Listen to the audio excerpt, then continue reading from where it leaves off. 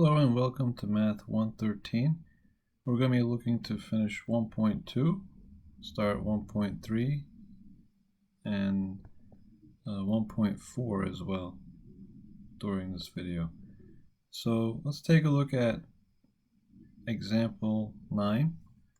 Okay, they're asking us, is the function f given by the following definition continuous at x equals 4? Why or why not? Okay, so let's first see what it's going to look like. We have x equal to f of x equal to x squared minus 16 over x minus 4. So we know the top can be broken down. Okay, we could factor it. X squared minus 16 is the difference of squares. Okay, so x plus 4 times x minus 4.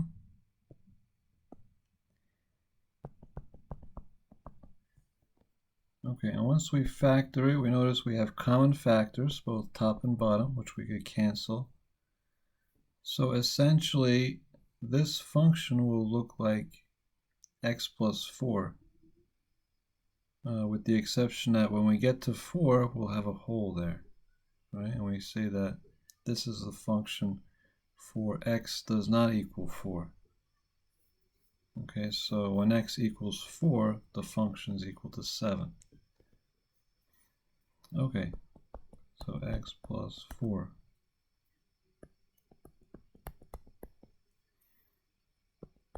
Okay, and this is for when x is not equal to 4. Okay, so we just have to be careful. When we get to x is 4, we're not going to have this function. We'll have the value, y value is 7. Okay, so x plus 4, that means we go to a y-intercept of 4. Slope is 1, so we'll go up 1 to the right 1, up 1 to the right 1, up 1 to the right 1, that's 3. So when we get to 4, we'll have a hole, and then we'll keep going like that.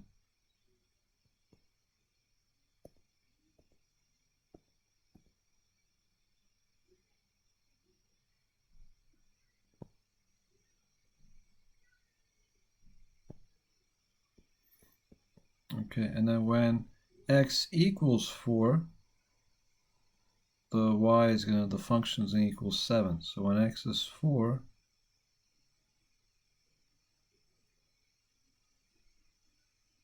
what would that be? 1, 2, 3, 4, 5, 6, 7.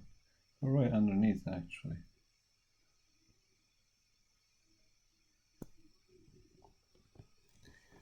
Okay, so now let's answer the question, is it continuous at x equals 4? Well, for it to be continuous, we need to have that smooth transition, right? Looks like we have a gap, right? We have this hole in the function.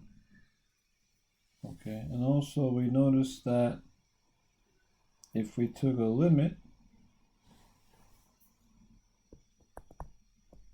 as x approaches 4 for our function, that limit is not going to equal what f of 4 is for our function, right?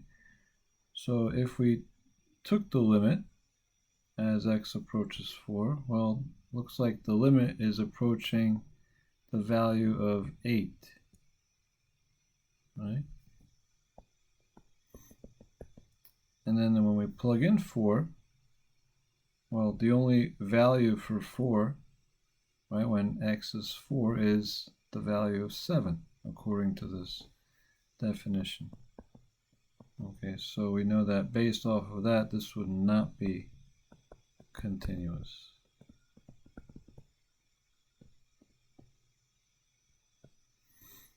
Okay, let's take a look at our next one. Is the function g given by this definition continuous for all x? Why or why not? Okay, so now looking at the definition, it says the function is going to be this when x is less than or equal to 2, and it's going to be this when x is greater than 2. Okay, now going to the left of 2, right, less than or equal to 2, it's going to be a line, right, negative x plus 3. And then going to the right of 2, it's going to be a quadratic parabola, right, x squared minus 3. Now, both of these functions are continuous, right? Linear functions are continuous. Quadratic functions are continuous, the parabolas. Okay, so both lines and parabolas are going to be continuous. Now, the only question then appears is what happens at this handing off point at 2, right? What happens at x equals 2?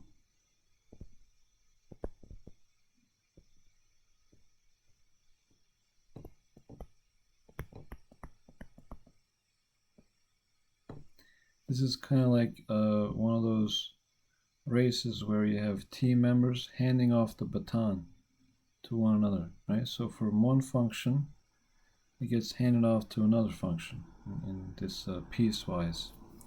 So we have to see, is there a smooth transition or is there a jump? Like, is there a gap between them?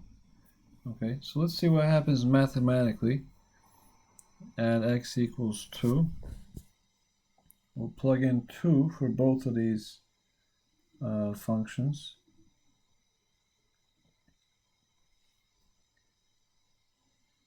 So when we plug in 2, it's going to go to the top one because that's when x is less than or equal to 2. So that means we'll have negative 2 plus 3. That's going to be 3 minus 2, which is 1. Okay, so that's what's happening from the left side, right? So if we were to say limit as x approaches 2 from the left of our function of g of x, this is going to equal 1. Now let's take a look at the limit as x approaches 2 from the right for g of x. What would that equal? Okay, so if we plug in 2 to the bottom function, let's plug in 2 into the bottom function. That's 2 squared minus 3, which is 4 minus 3, which is 1. Okay, good. Okay, so that means the limit as x approaches 2 from the right would also be 1. Okay, so it looks like there's going to be a smooth transition. Okay, and so therefore, because the two-sided limits agree with one another, we could say that this is going to be continuous.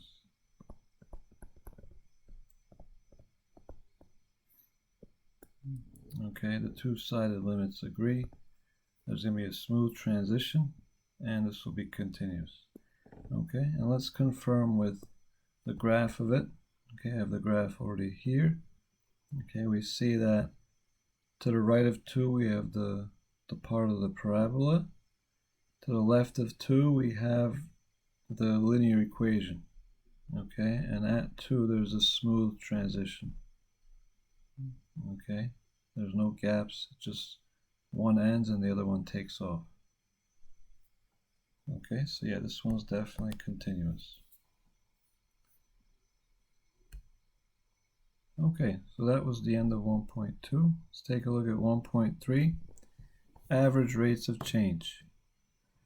So in average rates of change, this is talking about slope, right? The slope, the average by which one variable will change based off of another variable. Okay, we always have this example of average rate of change like for speed. Okay, if a car travels 110 miles in 2 hours, the average speed right? The average rate of change is 55 miles per hour. Okay, so on average, that car traveled 55 miles for each hour.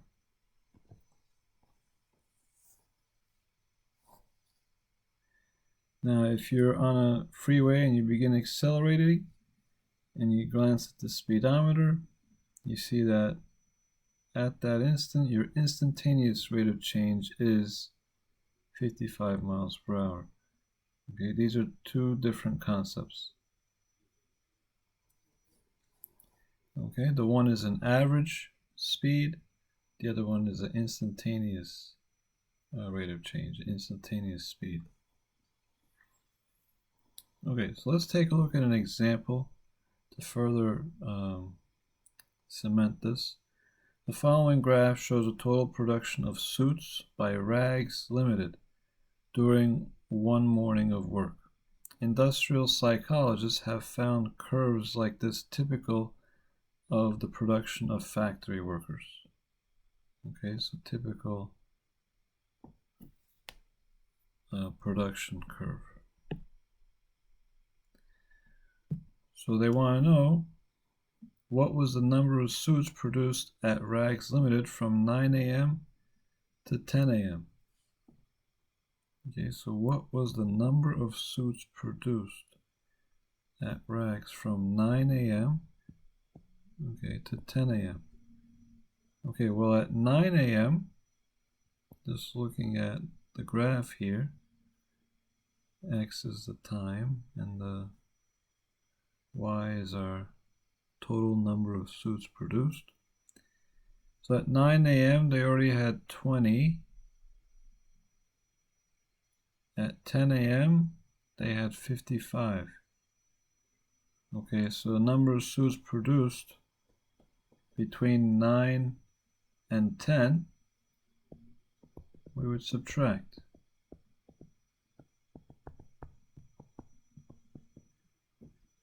Okay, so 35 suits. Okay, let's take a look at our next part of that. What was the average number of suits produced per hour from 9 a.m. to 11 a.m.?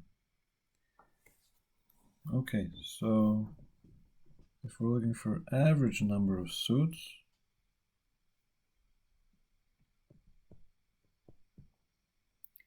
at 11 a.m. they had a total of 64 suits.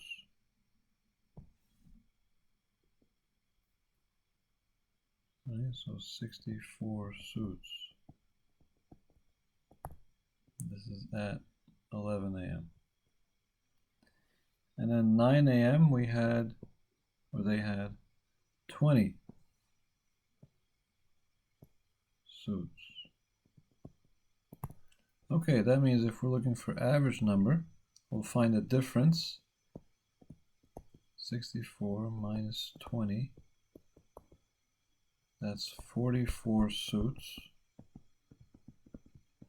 And so that means they produced 44 suits in 2 hours.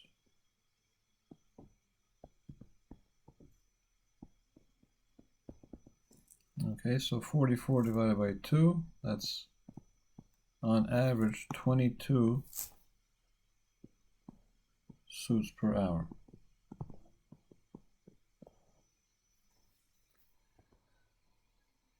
Okay, let's take a look at our next example. So this leads us to a definition of average rate of change of y with respect to x. Okay. X changes from x1 to x2.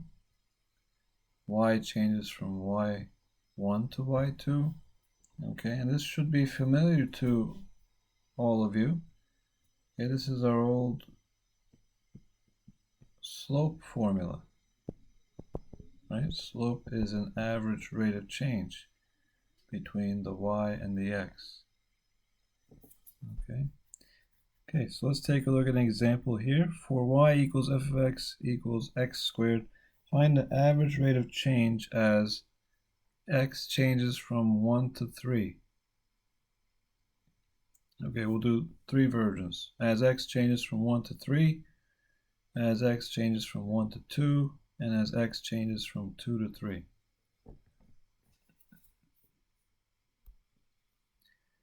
Okay, so we want to figure out the slope, right? Basically, average rate of change. Okay, that's referring to our slope.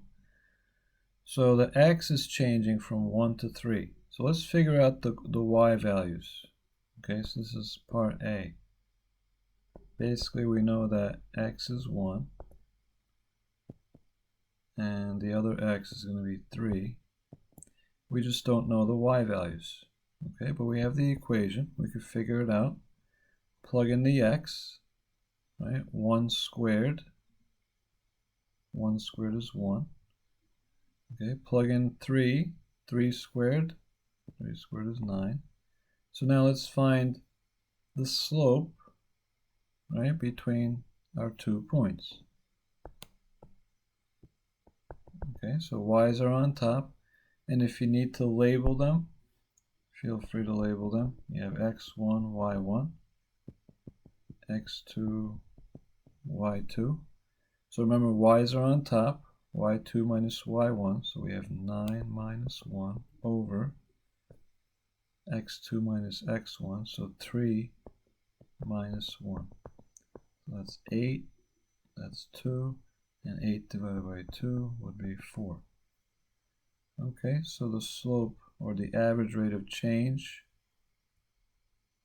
as x changes from 1 to 3 is 4. Okay, let's take a look at the second part.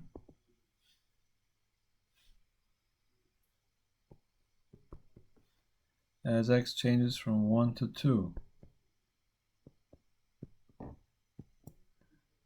Okay, so 1 to 2.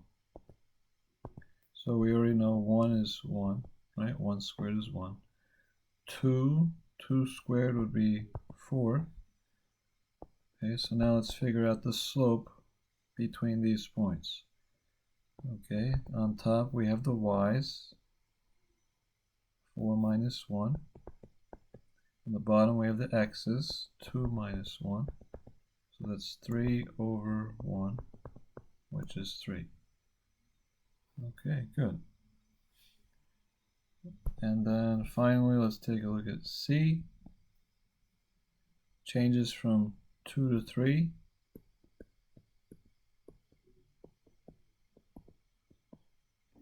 Okay, when x is 2, y is 4. When x is 3, y is 9. Okay, slope 9 minus 4, right? X's are on top. 3 minus 2, so that's 9 minus 4 is 5. 3 minus 2 is 1. So we have a slope of 5. Alright, questions? You could email me or bring it up during class. Okay, let's take a look at difference quotients as average rates of change. Okay, so on a graph, if we're expressing an average rate of change, we're basically figuring out a slope. Right? We're figuring out a slope between 2 points. Okay, and oftentimes the 2 points are expressed as these 2 points. You'll often have an x with a y, x f of x, and then followed by, you'll have another point, x plus h, comma, f of x plus h.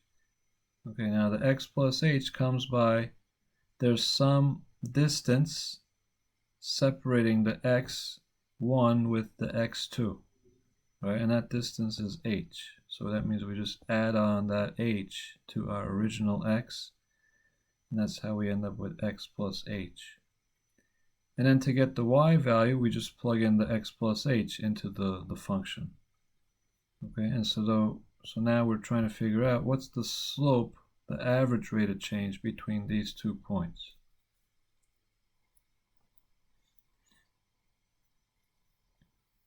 Okay, and so we'll learn that as we go forward.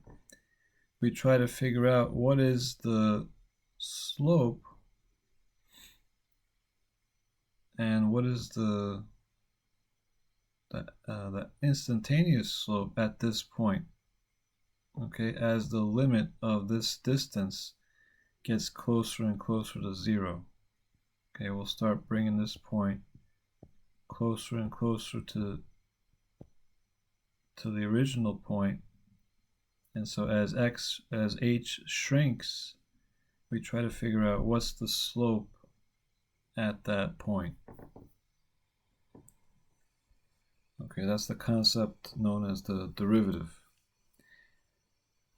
Okay, so the way we figure that out is we, in this case, before we get to derivative, we're talking about average rate of change. So it's the same formula basically.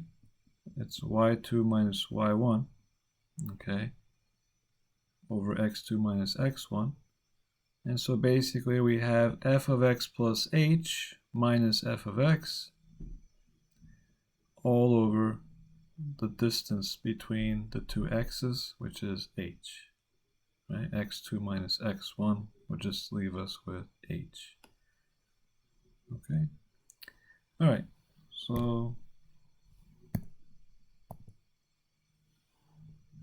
okay, this average rate of change is known as a difference quotient.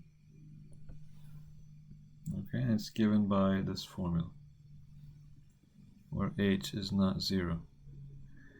Okay, so for f of x equals x squared, find the difference quotient when x equals 5 and h equals 3. So let's do that one. Okay, so we first want to figure out what is f of x plus h, and then minus f of x all over h. Okay, so first we plug in x plus h into our function. Okay, so we're trying to figure out what is f of x plus h. So that means we'll take x plus h, plug it into our function. Okay, so x plus h squared. Okay, which means we will do x plus h times x plus h. Okay, so we'll expand that. That gives us x squared. X times x squared. X times h is xh. H times x, that's another xh, so that's 2xh. And then h times h is h squared. Okay, so we have x squared plus 2xh plus h squared minus the original function, which is x squared. Okay, so there's our minus f of x all over h. Okay, so now we could simplify at the top. We have an x squared and a minus x squared. Those will cancel. Okay, that leaves us with 2xh plus h squared over h. Okay, we can factor out an h from the top. 2x plus h over h. And then we could cancel out an h with an h from top and bottom. Okay, so that leaves us with 2x plus h. Okay, so now they wanted to know is, find the difference quotient when x equals 5 and h equals 3. Okay, so they want to know when x equals 5 and h equals 3. Okay, so let's plug it in. 2 times 5 plus h is 3. 2 times 5 is 10 plus 3. So we end up with 13.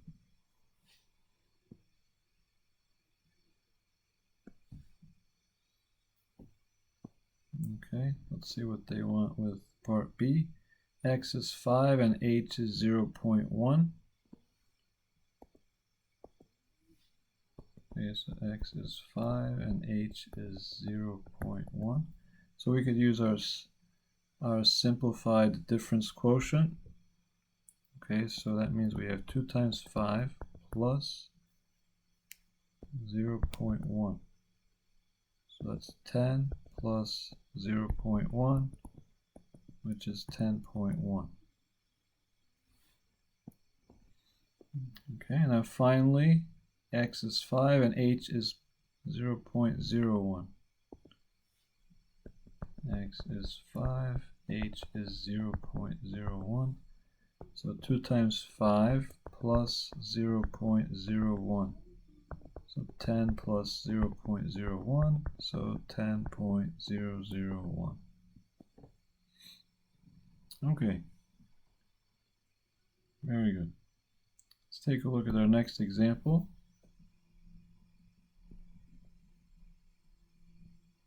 Okay, that's similar to what we did with the other problem. Let's take a look at this one. For f of x equals the square root of x, find the simplified form of the difference quotient. Okay, let's take a look. So remember, we're going to do f of x plus h minus f of x all over h. Okay, so that means for f of x plus h, we plug in x plus h into the square root minus the original function, which is the square root of x, all over h.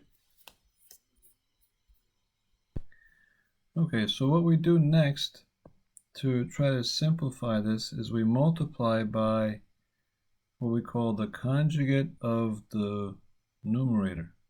Okay, basically it's the same two terms here with the opposite sign, the plus sign, top and bottom. Okay, so we multiply by square root of x plus h plus the square root of x over itself, square root of x plus h plus square root of x. Okay, and that will allow us to simplify the numerator, okay, which is what we want.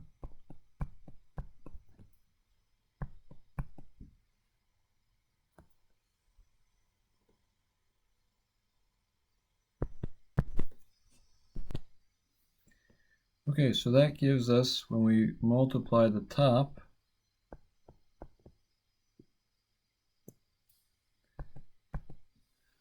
the square root of x plus h times the square root of x plus h will just turn into x plus h.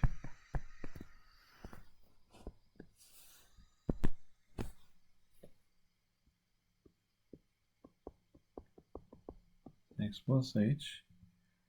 Now, the outside terms and the inside terms, they will cancel. We have a plus with a minus. Those will cancel. Okay, minus square root of x times square root of x will just be x.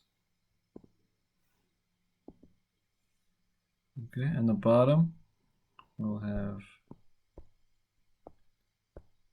h and then times square root x plus h plus square root x. Okay, so we see right away that in the top we'll have an x with a minus x. They will cancel. Right, these two would cancel, x and a minus x. So we're left with h over h square root x plus h plus square root x. Okay, and then the last thing we could do, you cancel out the h's. Okay, so that leaves us with 1 over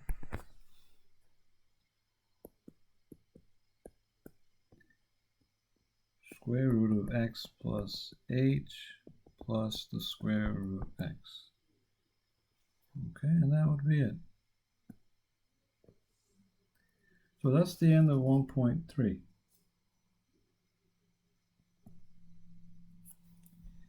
Let's take a look at 1.4. Differentiation using limits of difference quotients. Okay, so this is now tying in the idea of the derivative. Okay, it's the idea we talked about earlier, where we're trying to figure out the limit of the difference quotient. Okay, and that'll give us the slope at the original point, okay, on the graph. Okay, and what we're basically talking about here is this notion of a secant line versus a tangent line. Okay, so the secant line, okay, all these are going to be your secant lines. Okay, and as we bring this limit, as we bring that h closer and closer to 0, we arrive at our tangent line. Okay, and the tangent line, that tells us the instantaneous rate of change, right? The slope basically at that point. Okay, all these secant line slopes, these are telling us average slopes between P and those Q's. Okay, so let's take a look at our next slide.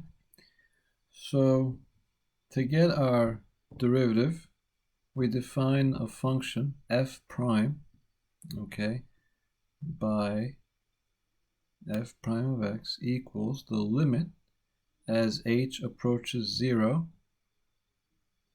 of our difference quotient.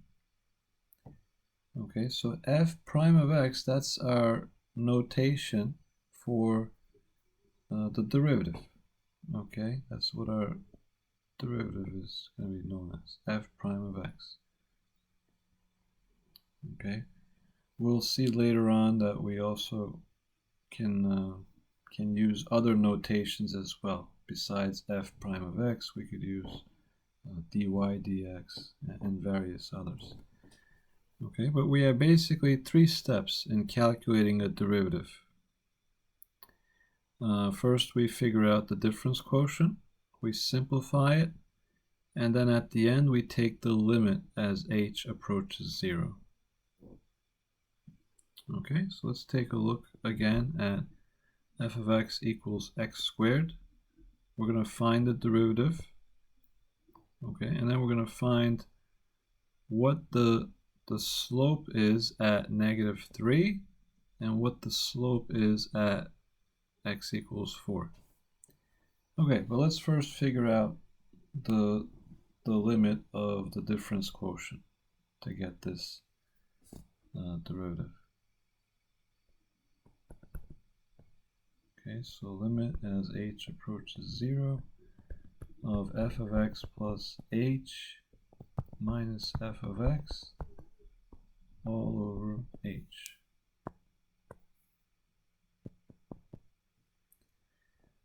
Okay, so let's plug in x plus h into our function, which we did already, so we don't have to recreate the wheel. We know that it's going to be x squared plus 2xh plus h squared minus f of x, which was the original function, all over h.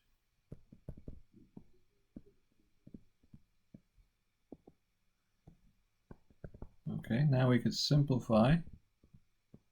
We have x squared and minus x squared. They will cancel. So we're left with 2xh plus h squared over h. Okay, we could factor out the h from the top. We could pull out an h. We have 2x plus h over h. Cancel the pair of h's.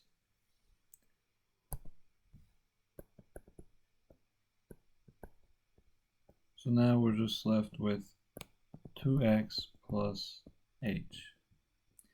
Okay, now we could take the limit as h approaches 0.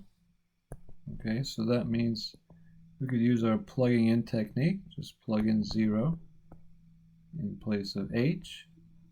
So we have 2x plus 0, which we all know simplifies to 2x. Okay, so that becomes our derivative function. Okay, so our derivative function is 2x. And now we wanted to figure out what's the derivative at x is -3 and at x is 4. So let's figure that out. So f prime -3 and f prime 4. Okay, so now we have our derivative function. So now we just plug in -3 into this function. Okay, so that's 2 times -3, so that's -6. For f prime of 4, 2 times 4. Okay, so that gives us 8. Okay, so this is telling us the slope at those points on our parabola. Okay, so if you look at a graph of a parabola, now this parabola is the classic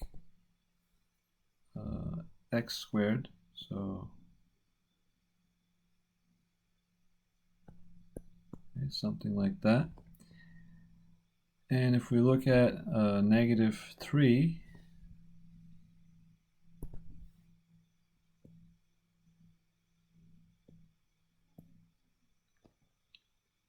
and we'll look at 4. At -3, okay, notice the point would be like here. The slope of the tangent line would be, okay, something like that. So okay, it makes sense that it's going to be -6. And for the slope at 4, okay, so at 4 we would go up. We have a point, and notice it's a little higher. It's probably going to be a little steeper. It is. Okay, so slope at that point is going to be 8. Okay.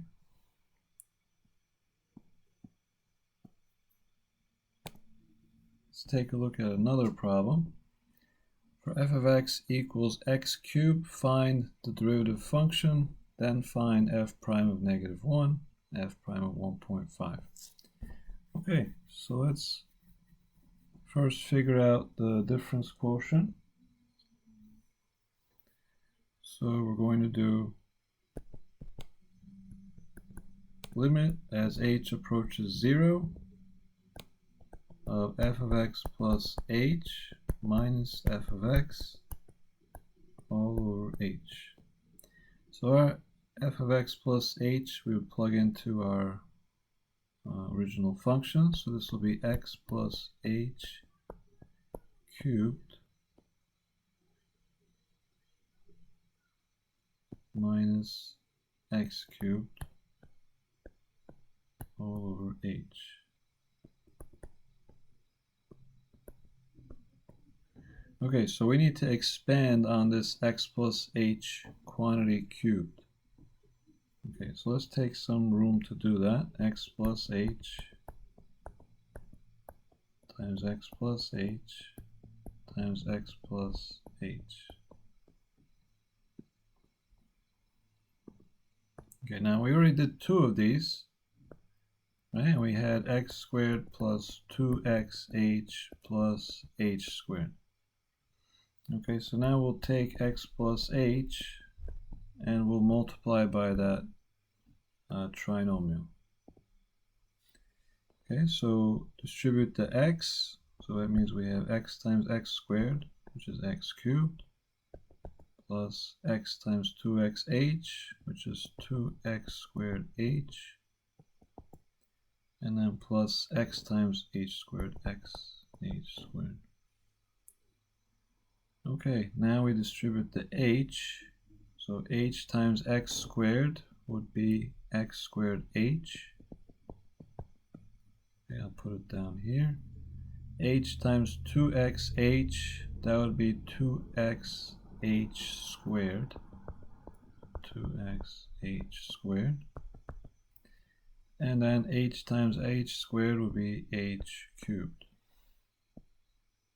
Okay, we could add it up like this. Okay, we could add straight down, that's x cubed, 2x squared h plus 1x squared h, that's 3x squared h.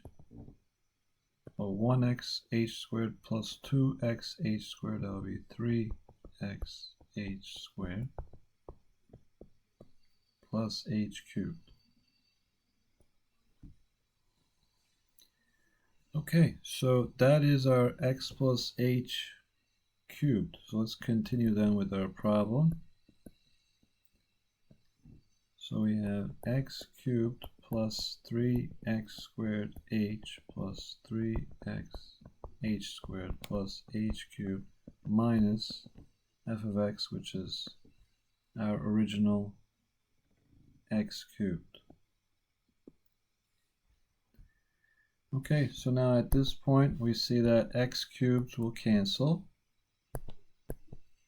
So we'll have limit h approaches 0 of 3x squared h plus 3x h squared plus h cubed. We're going to do a similar thing we did with the other problem. We're going to factor out an h.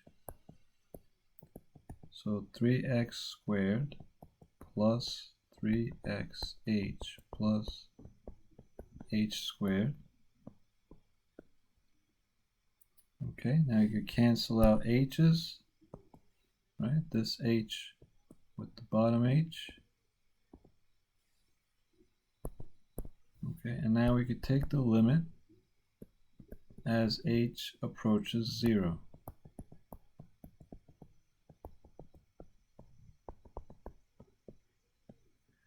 Okay, so that means we're plugging in 0 everywhere there's an h. Okay, plug in 0 in here, plug in 0 in here. So that means this term would go to 0, right? 0 times anything is 0. 0 squared is 0. Okay, so the only thing we're left with then is the 3x squared. Okay, so that tells us that f prime of x is 3x squared. Okay, so now they wanted to know f prime of -1 and f prime of 1.5.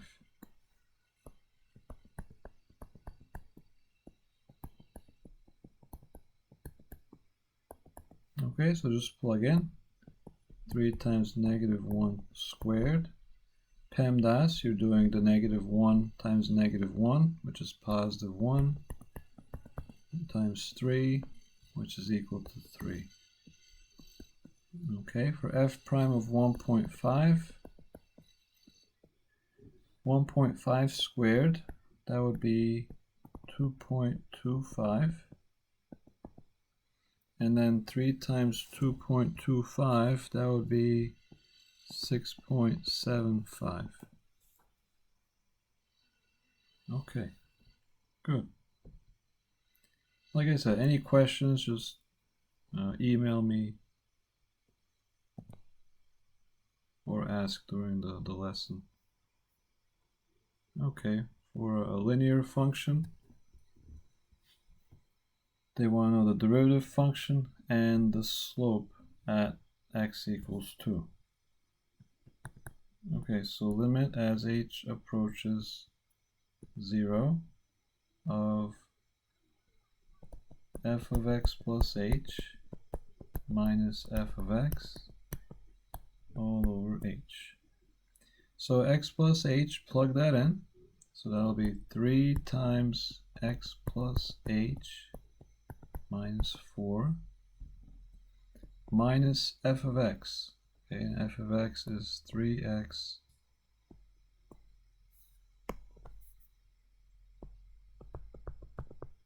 make sure that is in parentheses because you're trying to subtract the whole function, right? You're subtracting f of x. So make sure if it's more than one term in the function, you put that entire function in parentheses. Okay, that's a very common place where people mess up. People don't put the parentheses and they forget to distribute that minus. Okay, so now you could distribute the 3 into this parentheses on the top.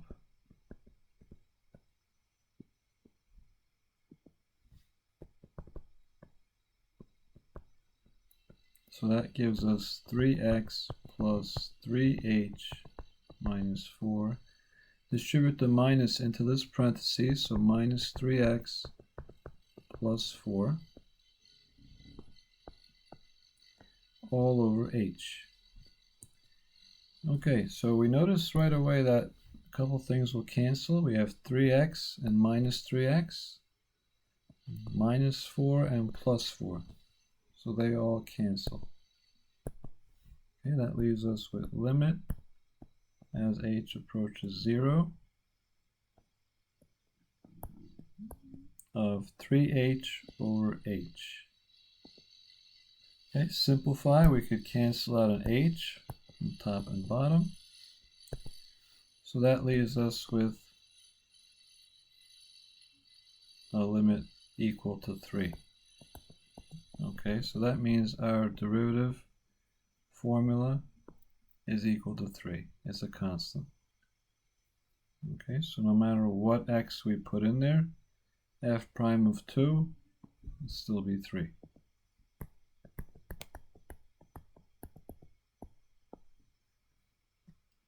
Okay. It makes sense because our function is a straight line. Okay, and you can tell what the slope is. Okay, it is in slope-intercept form. All right. For f of x equals 1 over x, let's find f prime of x. We'll find f prime of 2, and then we'll find the equation of the tangent line to the curve at x equals 2. Okay, so let's first find our derivative function. Okay, so limit as h approaches 0 of f of x plus h minus f of x all over h. Now plug in x plus h into the function. Minus f of x, which is 1 over x,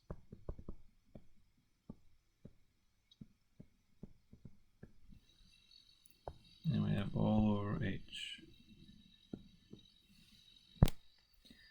Okay, so let's focus on this numerator first. I want to simplify this before I do anything else with the h on the bottom. So to simplify the top, I need to get a common denominator between them so that I could, put them in as one fraction. Okay, so the 1 over x plus h minus 1 over x, the common denominator would just be x times x plus h. Okay, so that means this fraction on the left I'll multiply by x over x, and this fraction on the right I'll multiply by x plus h over x plus h. Okay, so that allows us to say that this fraction will be x over x times x plus h minus, and here we have x plus h over x times x plus h. Okay, we could simplify by subtracting these. Right? Now we have the common denominator, so we have x minus x plus h.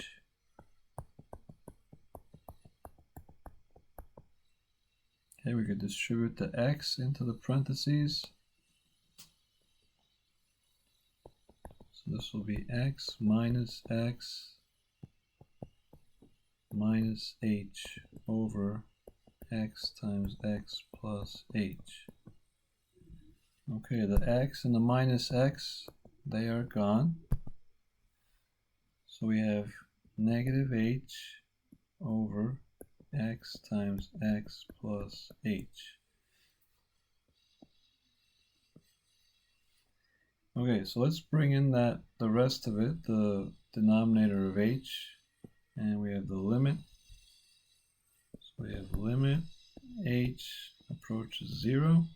Now the divided by h, I'm going to just say that's the same as multiplying by 1 over h. Okay, we can just pull that to the side.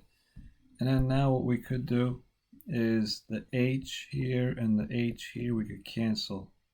Okay, that'll leave behind a negative 1 on top. So we have limit h approaches 0 of negative 1 over x times x plus h. Okay, now we could apply the limit. So plug in 0 for h. Okay, so that means we have negative 1 over x times, now x plus 0 is just x. So this gives us negative 1 over x squared. Okay, so that's our formula for the derivative for f prime of x. Okay, now let's figure out f prime of 2.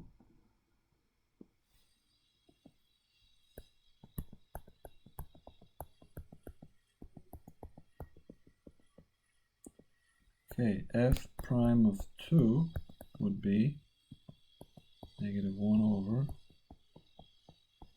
2 squared, which will be negative 1 over 4. Okay, so now we figured out f prime of 2. And on the last part, it wants us to find an equation of the tangent line to the curve at x equals 2.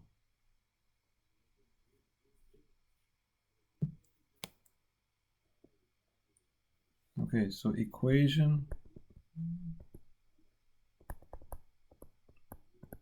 of the tangent line.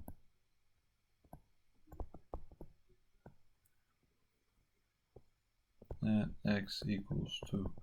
So that means if it's an equation of a tangent line, okay, the equation of a line in general is going to be, y equals mx plus b. Now we already figured out the slope at x equals 2, right? Because we figured out the derivative at x equals 2. So that's our slope.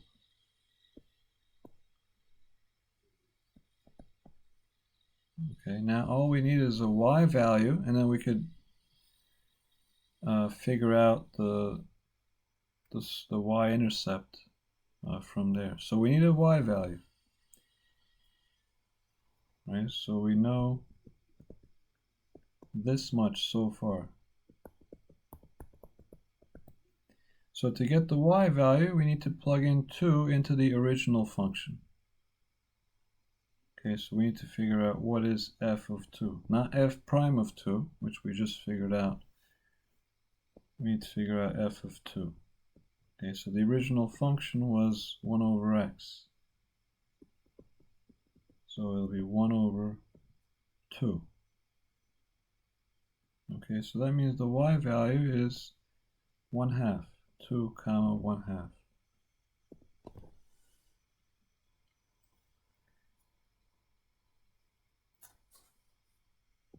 Okay, so now let's get our equation. We could use our point slope form, which we learned earlier in section R4. Y minus y1 equals m times x minus x1. So we have y minus 1/2 equals negative 1/4 x minus 2. Okay, we could distribute the negative 1/4. We have y minus 1/2 equals negative 1/4 x. Negative times negative is a positive. 1/4 times 2 is 2/4.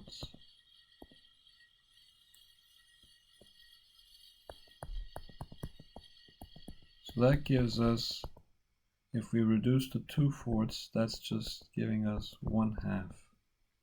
And then to get the y by itself, I'm going to add 1/2 to this side, and I'll add it to the other side. So that gives me a half and a half is 1. So y equals -1/4 x plus 1. And that would be the equation of the tangent line. Okay, so here's the graph of it. So let's take a look. So the original function, 1/x. And so there is our tangent line. And notice it's tangent at our point where x is 2 and y is 1/2.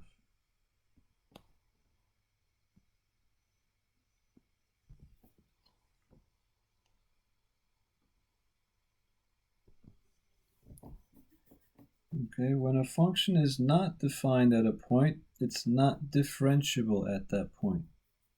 In general, if a function is discontinuous at a point, it is not differentiable at that point. Okay, sometimes a function is continuous at a point, but its derivative is not defined at this point. Okay, the absolute value function is an example. It's continuous at x equals 0, since it meets all the requirements for continuity there. But what about a tangent line at this point? Okay, so we could draw tangent lines at various angles at this point. There's no clear-cut way to draw a tangent line. Okay, so this shows us that if a function has a corner, it will not have a derivative at that point. Okay, these following graphs are all examples of corners. Right, so they won't have derivatives at those values. Here it won't have at 2 values. Okay. Also, functions are not differentiable anywhere. Obviously, they're discontinuous. Right. So if there's a break in the action, a jump, a hole, a vertical asymptote, there is no derivative at that point.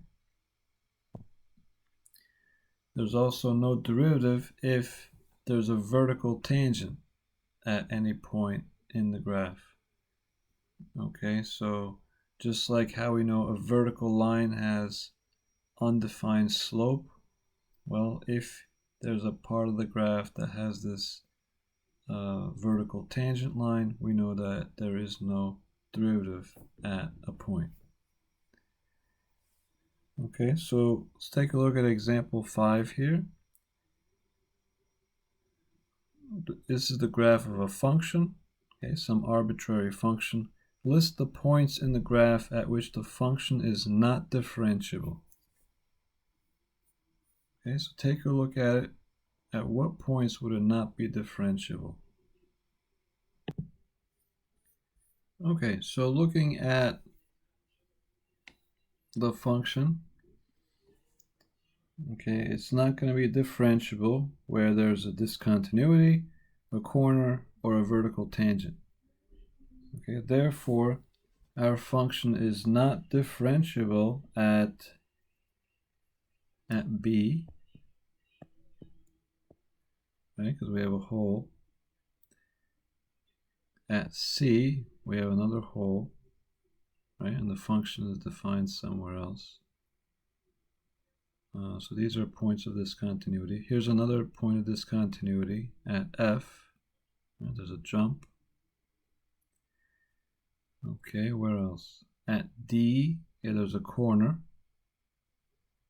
Right, we talked about at corners, how it's functions are not differentiable there.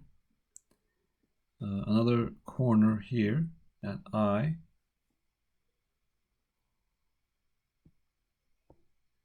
And then at J, notice there's a vertical tangent line. Okay, so the slope is undefined there, so therefore we say that the function is not differentiable at J as well.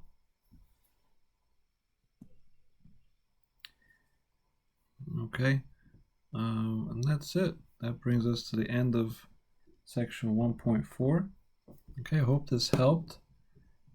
If there's any questions at all, make sure to email me or bring it up during class. Feel free to watch this, take notes on it. If you need to pause it at certain points, watch certain areas again, feel free to. And email me if you have any questions. Okay? Have a good day. Have a good night. We'll see you soon.